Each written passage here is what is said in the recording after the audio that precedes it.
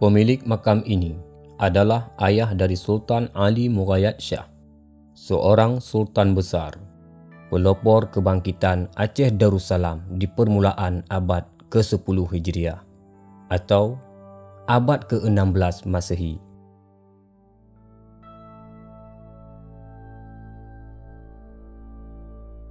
Tulisan atau inskripsi pada batu nisan makamnya menyebutkan bahawa ia adalah seorang yang mulia, berasal dari keturunan yang terhormat dan terkenal, dan telah dinamakan dengan Syamsu Shah bin Munawar Shah.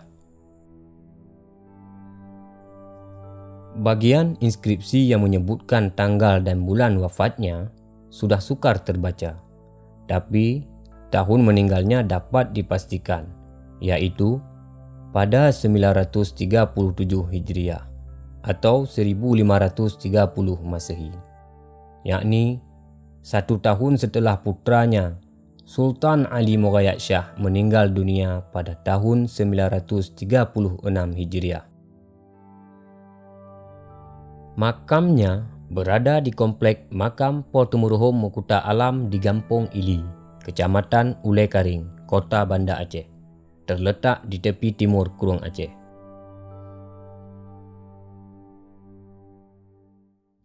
Semoga Allah mengampuni dan merahmatinya.